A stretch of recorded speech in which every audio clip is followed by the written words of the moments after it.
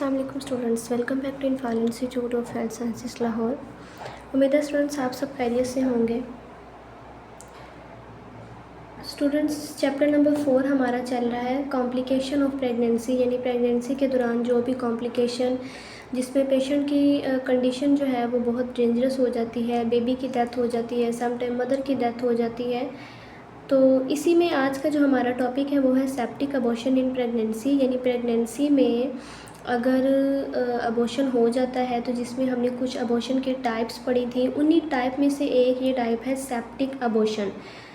आपने स्टूडेंट्स एक बात याद रखनी है कि जहाँ भी सेप्टिक का वर्ड यूज़ होगा तो इसका मतलब ये होता है कि ये इन्फेक्शन की बात हो रही है। ठीक है, सेप्टिक सेप्सिस ये दोनों एक ही चीज़ हैं और इसका मतलब ये होता है कि ये इन्फेक्शन की ही बात हो रही है। ठीक है, यहाँ पे इसने बताया है कि सेप्टिक अबॉर्शन इन प्रेगनेंसी,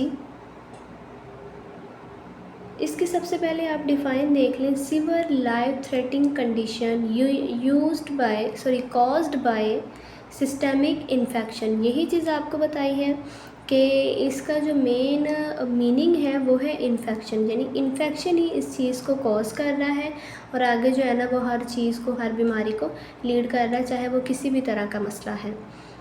तो लीडिंग टू द हाइपोटेंशन, यानी इसमें हाइपरटेंशन वगैरह हो जाती है, मल्टी ऑर्गन जो है वो डिसफंक्शन हो जाते हैं, काम करना छोड़ देते हैं। ठीक है, एंड इनएडिक्वेट टिश्यू परफोरेशन। ठीक हो गया। अब इसकी कॉजेज़ क्या है, यानी किस किस वजूहात की बिना पर ये मसला जो है ना हो सकता है। तो इसमें सबसे पहले क्या होता है कि infection of membrane and amniotic fluid,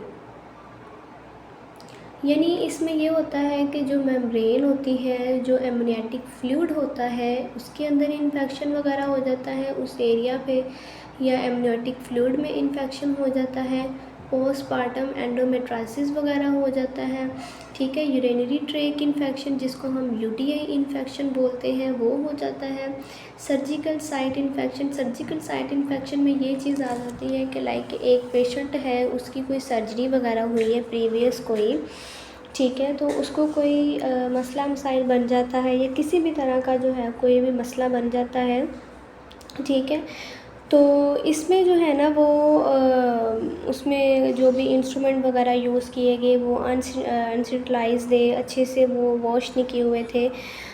जो है वो बेसिक जो इसके रूल्स होते हैं इंस्ट्रूमेंट को साफ़ करने के, वो उसके ऊपर जो है ना अप्लाई नहीं किए गए थे, यानी इंस्ट्रूमेंट जो है वो अनसेफ थे, जिसकी वजह से जो है ना वो पेशेंट को इन्फेक्शन हो गया और इसकी वजह से जो है ना वो जब उसकी प्रेगनेंसी का पीरियड स्टार्ट हुआ तो उसमें अबॉर्शन हो गया उसका। ठीक है, साइन सिम्टम में क्या होता है इन्फेक्शन में, एक जो बेसिक चीज़ होती है वो फ़ीवर होता है, फ़ीवर पेशेंट को बहुत ज़्यादा होता है। ठीक है, चील्स का कपाहट वगैरह होती है, टैकीकार्डिया, हाइपोटेंशन। टैकीकार्डिया में ये होता है कि उसकी जो रेस्पिरेटरी रेट होता है ना वो बढ़ जाता होता है। ठीक है, उसको तेज़ तेज़ सांस आ रही होती है, रैपिड ब्रीदिंग होती है। ठीक है, कन्फ्यूजन, अल्टरनेटिव अनकॉन्शियसिस वगैरह होते हैं। ठीक है, ओलिगोरिया और एनोरिया वगैरह हो रहा होता है। ठीक है, तो इस तरह के जो है ना वो बहुत सारे साइन सिम्टम्स हमें मिल रहे होते हैं, तब जाके जो है ना वो हमें इस चीज़ को एनालाइज़ करते हैं कि ये सेप्टिक अबॉर्शन है या किसी और टाइप का अबॉर्शन है। आपको पता है कि प्रीवियस लेक्चर में हमने आपको डिस्कस करके बताया था कि जो अबॉर्शन होता है उसकी कितनी टाइप्स होती हैं, यानी अबॉर्शन में सिर्फ एक चीज़ ही नहीं आ जाती कि बेबी जो है वो उसकी डेथ हो गई है, कंसेप्शन के प्रोडक्ट ऑफ कंसेप्शन जितने थे वो रप्चर हो गया, उनका कोई मसला मसाइल बन गया। ठीक है, वो मसला किस वजह से हुआ है, किस किस्म का हुआ है, इसकी अबॉर्शन के मज़ीद आगे जो है ना वो टाइप्स हैं।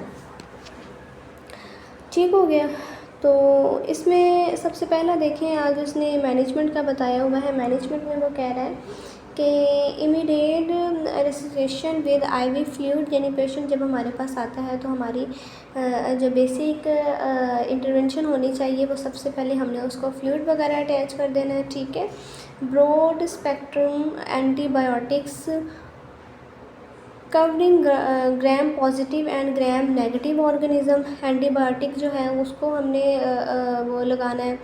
ठीक है। मॉनिटरिंग वाइटल साइन, हर 15 मिनट बाद हमने जो है ना वो उसके वाइटल साइन मॉनिटर करते रहना, जिसमें उसका बीपी आ जाएगा, उसकी पल्स रेट आ जाएगी, उसका हार्ट रेट आ जाएगा, उसकी जो है वो रेस्पिरेटरी रेट आ जाएगा। इसके साथ जो है वो उसके फ़ीवर हम उसका चेक करते रहेंगे, ठीक है। और यूरिन आउटपुट हम चेक करेंगे कि इसने यूरिन जो है वो कितना पास किया है और फ्लूइड इसके अंदर कितना चला गया और यूरिन इसने कितना पास किया है, ठीक है। और ये भी हम देखेंगे कि इसके जो ऑर्गन है वो किस तरह से काम कर रहे हैं, उनका क्या क्या फंक्शन चल रहा है।